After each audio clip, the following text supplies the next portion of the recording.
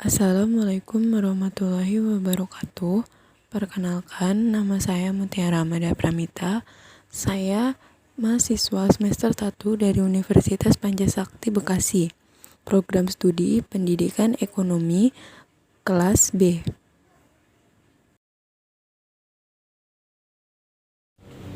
Baiklah, di sini saya akan menjawab beberapa pertanyaan. Yang pertama, jelaskan arti filsafat dan makna pendidikan.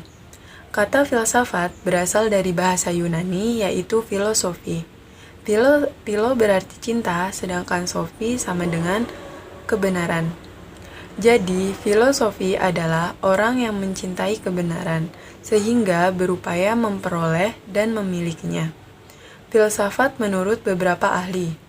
Yang pertama, menurut Plato, filsuf besar Yunani, mengatakan filsafat adalah ilmu pengetahuan yang berusaha mencapai kebenaran yang asli, karena kebenaran mutlak di tangan Tuhan, atau dengan singkat dikatakan pengetahuan tentang segala yang ada. Artinya, filsafat adalah ilmu pengetahuan yang mencari sebuah kebenaran dan segala sesuatu yang ada di bumi adalah pengetahuan. Yang kedua, menurut Aristoteles, murid Plato mengatakan filsafat adalah ilmu pengetahuan yang meliputi kebenaran yang terkandung di dalam ilmu metafisika, logika, retorika, politik, sosial budaya, dan estetika. Makna pendidikan.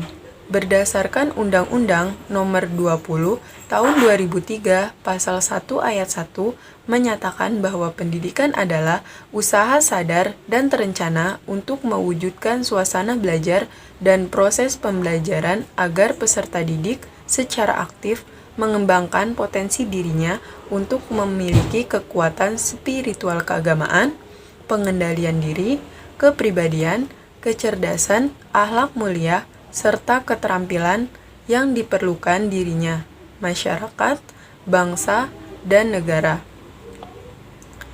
Dari Undang-Undang Nomor 20 Tahun 2003 dapat disimpulkan bahwa pendidikan adalah sebuah usaha sadar untuk mengembangkan potensi diri setiap manusia yang meliputi spiritual agama, pengendalian diri, kepribadian, kecerdasan, akhlak mulia, serta keterampilan.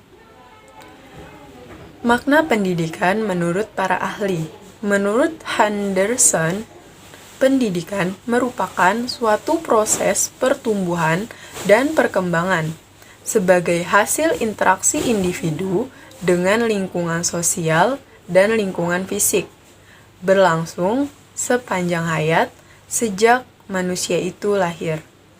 Jadi, jika menurut Henderson, pendidikan adalah proses perkembangan dan pertumbuhan diri dari setiap individu melalui interaksi sesama dan dimulai dari kita lahir di dunia serta berlangsung sepanjang hayat tanpa ada batas waktunya.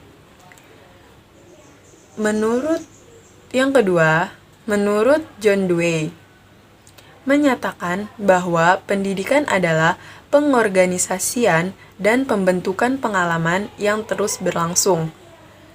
Jadi, jika menurut John Dewey, pendidikan ini salah satu cara untuk membentuk pengalaman dan berorganisasi tanpa ada batas waktunya.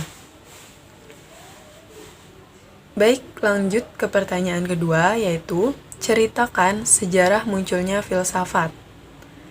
Dalam sejarah munculnya filsafat terbagi menjadi 4 zaman. Yang pertama, zaman Yunani kuno.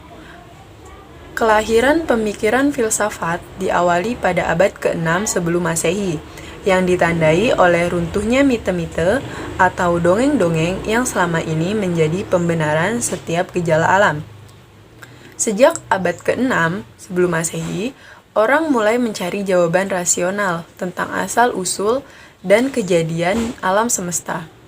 Periode Yunani kuno ini lazim disebut periode filsafat alam.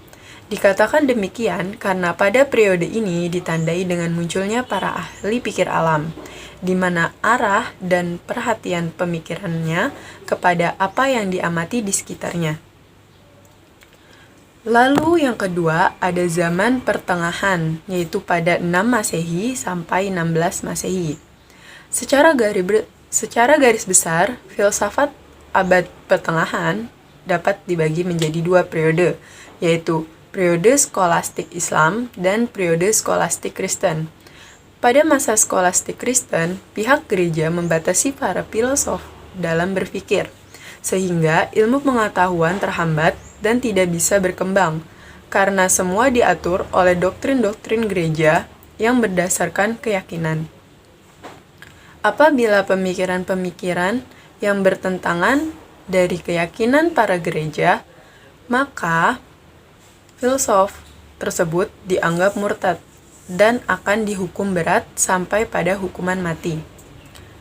Para ahli filsafat Islam memberi sumbangan yang sangat besar bagi para filsuf Eropa yang menganggap bahwa filsafat Aristoteles, Plato, dan Al-Quran adalah benar. Namun, hal ini tidak diakui oleh bangsa Eropa.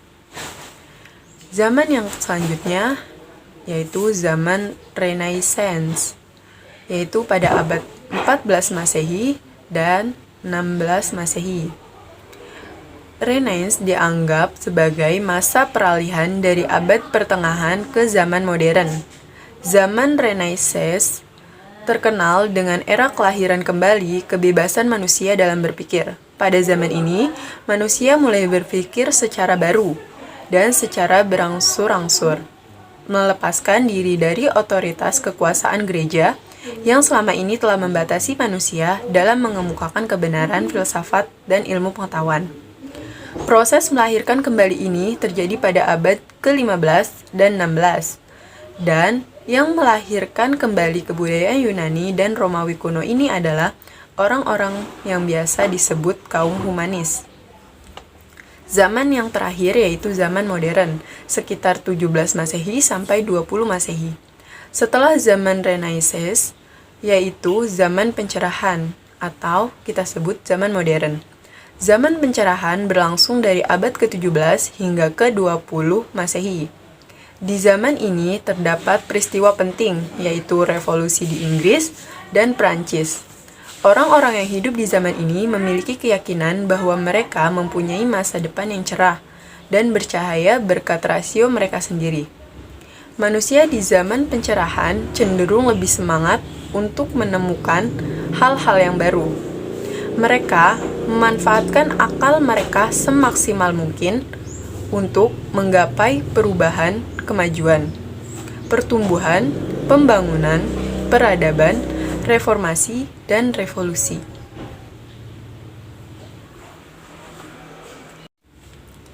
Selanjutnya, pertanyaan yang ketiga.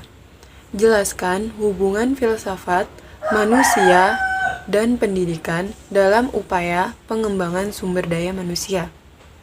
Manusia di sini sebagai pelaku, di mana manusia berupaya mengembangkan pandangan hidupnya untuk kedepannya dengan nilai-nilai yang ada di dalam masyarakat.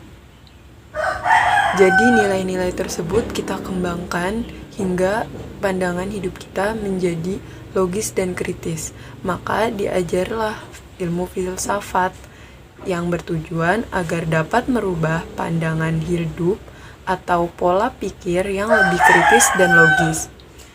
Pendidikan di sini menjadi wadah pembelajaran dari filsafat itu sendiri, agar lebih efektif untuk menyelaraskan pendidikan yang diselenggarakan dengan muatan yang terkandung dalam nilai-nilai yang menjadi pandangan hidup tersebut.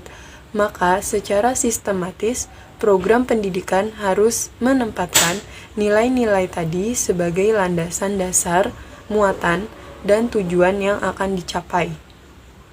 Pertanyaan selanjutnya yaitu jelaskan bagaimana hakikat diri dan keberadaan kita sebagai makhluk alamiah dan sosial terhadap lingkungan sehari-hari. Manusia diartikan sebagai makhluk alamiah, yaitu karena manusia tidak bisa lepas dari alam. Manusia membutuhkan alam untuk hidup. Sebagai contoh, kita memerlukan oksigen yang berasal dari alam untuk bernafas. Manusia alamiah lebih cenderung memanfaatkan apa yang ada di alam sekitarnya. Karena mereka lebih berpikiran bahwa apa yang dibutuhkannya sudah ada dan sudah disediakan di alam semesta ini. Sedangkan makhluk sosial yaitu makhluk yang dikatakan tidak bisa hidup sendiri, atau kita pasti membutuhkan orang lain di hidup ini. Contoh, kita butuh dokter ketika kita sakit. Tujuannya agar kita dapat mengetahui penyakit apa yang kita derita. Manusia sebagai makhluk sosial pada dasarnya adalah kesadaran manusia tentang status dan posisi dirinya adalah kehidupan bersama serta bagaimana tanggung jawab dan kewajibannya di dalam kebersamaan. Setiap manusia cenderung untuk berkomunikasi, berinteraksi, dan bersosialisasi dengan manusia lainnya. Hakikat manusia sebagai makhluk sosial akan membentuk kaidah perilaku serta bekerja sama dalam sekelompok orang yang lebih besar.